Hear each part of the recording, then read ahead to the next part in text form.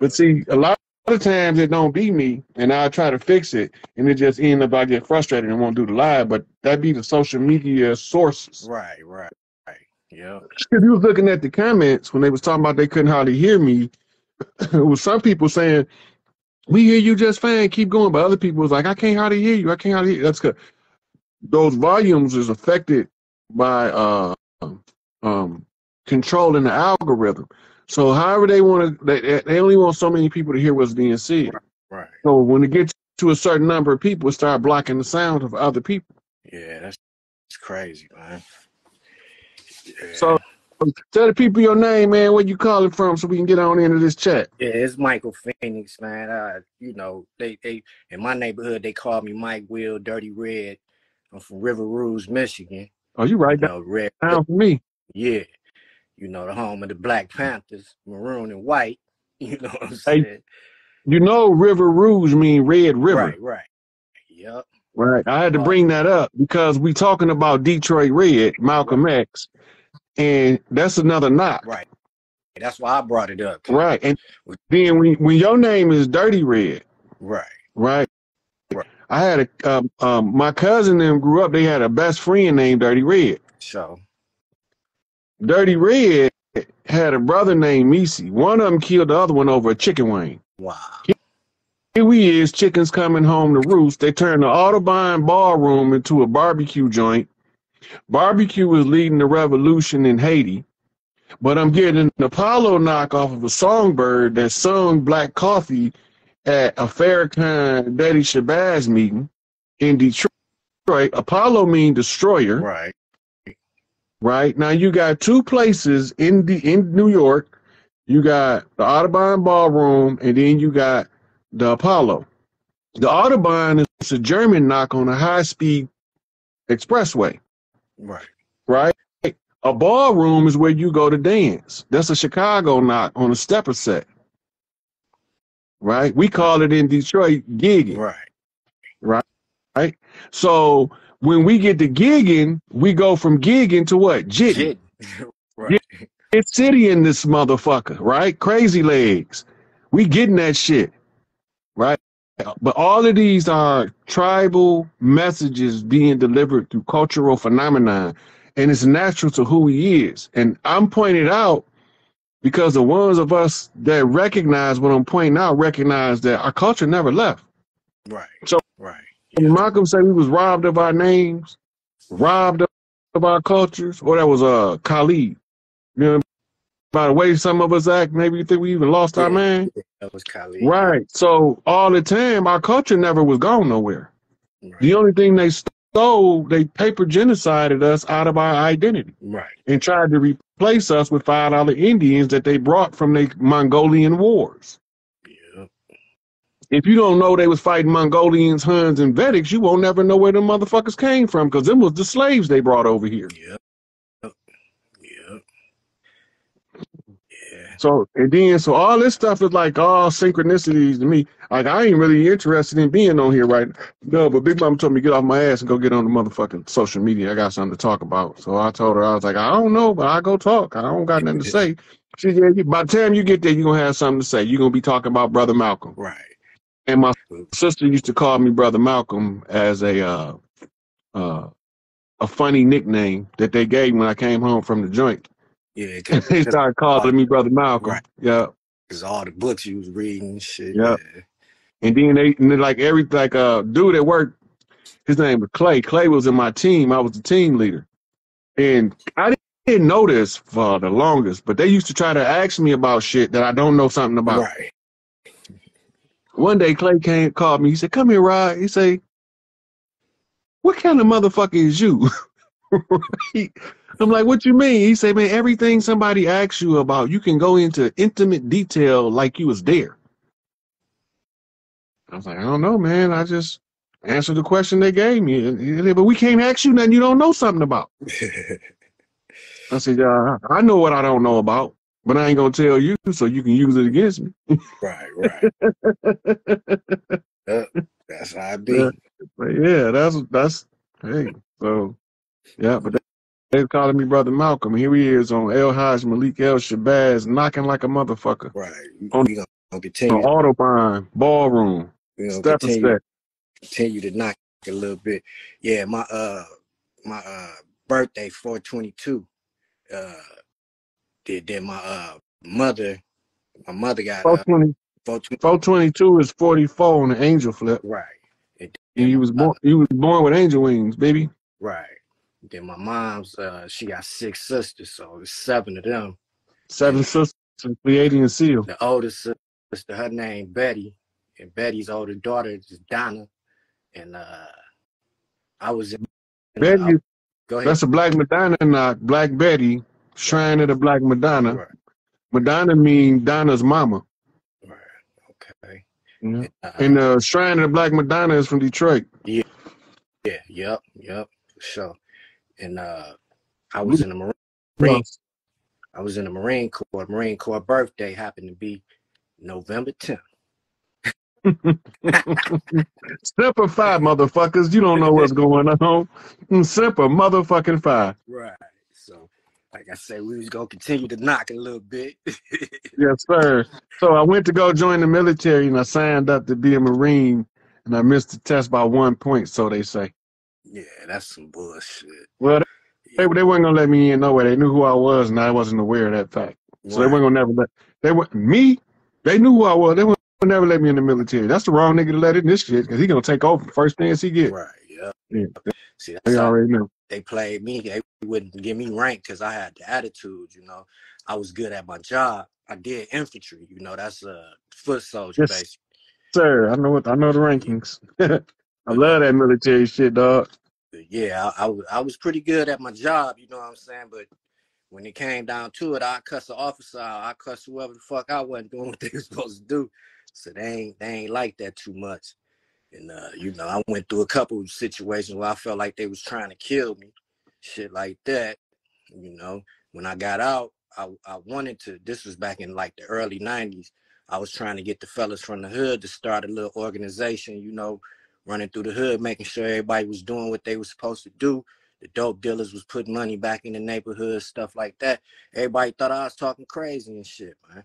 So, you know, I just went on. If you go back to when we came up in the 80s, remember, YBI Pointed Down used to have picnics all the time.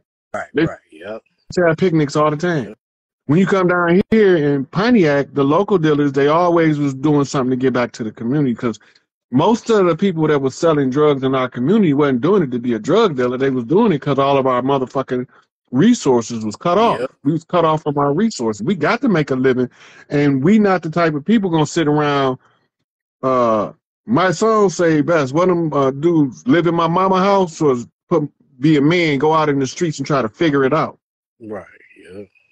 So that's a New York knock. My song, The General. Man, this shit, my song is one of the most underrated rappers right now in the game. Yeah, I ain't never heard him. I gotta check him out. You look, he got a freestyle on 106 in Park, and he is it 106? I think it's 106 in Park. He got another one on Funkmaster Flex, but he got a song with Hobson.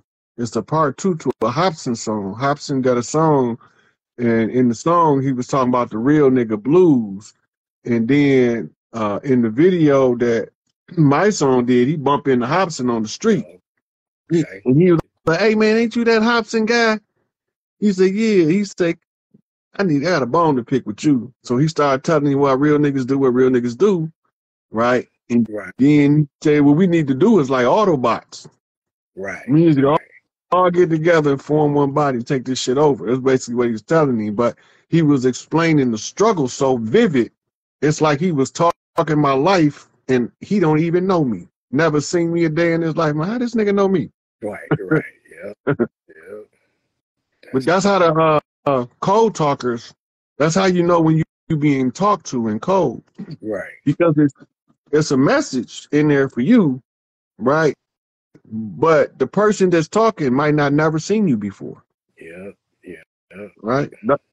The first one I got like that, I was in the county jail in Chicago. I just got locked up. And the sister come in the county jail. She with this guy named Hawk, which caught my attention. And she was telling us to use our time constructively. And she said, y'all got enough time, you can get a PhD while you in here. There's books everywhere. I listened to her. And when I got tired, a lady from Detroit have I forgot her name, but she's the sweetest sister that you ever want to meet. But she's from Detroit. And they go to the joint and they do African dance during Black History Month. Okay. So we in Black History Month, and I'm beating myself up on the yard because I'm like reading book after book after book after book. I'm like, this shit ain't doing it. It's worthless. Right. I felt like it was futile. It's worthless. I done read at this time probably 1,400 books. Right. I'm only like 4 years in. Right. Damn. Maybe 5 years. But they come up for Black History Month and the sisters is dancing. She stopped them from dancing. She said, I got a message for somebody, but I don't know who it's for.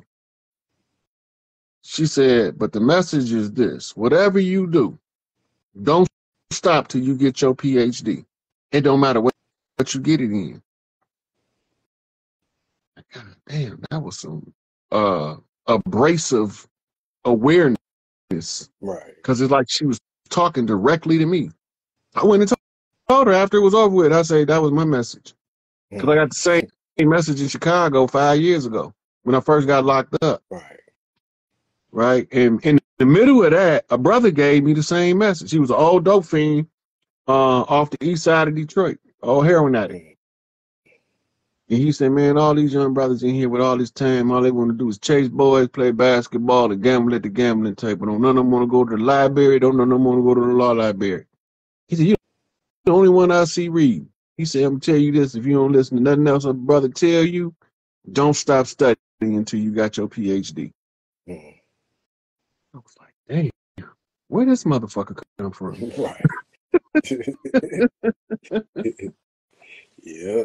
Yeah, I used to get the messages from the crackheads back when I was younger. Everybody used to ask me, "Why you sitting there talking to him, man? Why you talking to him?" I'm like, because who I'm gonna get the knowledge from? He already know what he messed up at. You know what I'm saying? If I listen to him, I know what not to mess up at. You know, and everybody like, man, you a trip, man. A lot of them cats, they wound up going to prison, and you know, some of them still out there trying to sell dope right now in their 50s and shit. And it's like, man. Yeah, they don't think that the game changed. They're still stuck in their teenage years. That's a severe case of arrested development. Right. Yeah. Right. I got a homeboy that's my man's. I mean, we went to war together many times, but he can't stop serving, and the society is not the same as it was. Right. Yeah. So you can't. In 89, 88, he could come out the county jail after a year, hit the block, flip a couple bricks, and now he's sitting pretty. You can't do that now. You're going to flip a brick and end up in the penitentiary. It's just that quick. Yeah. And the money is cut off in the dope game for the most part, unless you've been in it the whole time, and that's rare. Yeah. That average motherfucker in the dope game got a 5-year lifespan, either his literal life or his hustle life. Yeah. If you make it past 5 years and you still breathing, you need to switch your profession real quick because your time is running out quick. Yep. Yeah. Yeah. That's real. That's real. I hear Big Meech talking to me too. Yeah, he's from my neighborhood, man, out there southwest That's what he Detroit. just told me. I thought he was lying. Yeah, he said that's what my homeboy from my end. Yeah, I didn't even believe what was coming in my head. I knew it was Big Meech, but I'm like, no, that can't be. But I still go through that. I grew up with a lot of them cats, man, you know. Yeah. A lot of them. Meech learned how to live with money, with wealth, without it changing who he was at his core. Yeah. Once he learned that, he became the chief responsible to teach the next young guys how to live without the money going to their head. Nigga, just because you got some money today don't mean you're going to have that shit tomorrow. Money come and go. Right. And if you want to keep money, keep doing the right thing, because money is the side effect from repeatedly doing the right thing over and over. The motherfucker is not finna hold Meech in there no another 2 years. It's not going to happen. They can't do it. Nope. They got to turn. He got to be turned out because he's one of the chiefs on the land. And he got a whole bunch of young niggas that he got to go knock straight. And I'm not doing his work for him. Right. I don't mind doing it. I mean, like, I'm not opposed to it, but he trained himself up to be the teacher of young boys becoming men with wealth, right, opulent wealth, where everywhere you go, you own a house, not rent. Yep. Yeah. And he said when I was talking, I said, I hear Big Meech coming in. He said, yeah, he fucked around with us, them 50 boys. Mm-hmm. That was my brother and them, man. I ain't really, you know, I used to do my little thing with the Mary Jane, but I ain't really get down like that. Yeah. You know what I'm saying? Yeah, well, you know, all of the 50 boys wasn't even hustlers. Right. Some of them was just they homeboys and hung out with them, and the hustlers took care of. We was all, everybody had their little cliques out there. We was all tight though, you know. We would party together, have peaceful parties. You know, you got Southwest Detroit, E-Course, and River Rouge, and you know we were all like rival schools. But once we all grew up, everything was peaceful. It was just like everything had peaced out once I got out the military, and that's what I was preaching. I'm like, man, you know, we all. Our fathers and them, they grew up and they was hanging with each other and shit. We grown now. We can't keep fighting and shit. You know, Yeah, if everybody, go ahead. Yeah, before that, we was over there with BKs and Flynn's. Yeah, You know, Flynn. Yeah. Scony and up the block. Scony. Yeah. Yeah.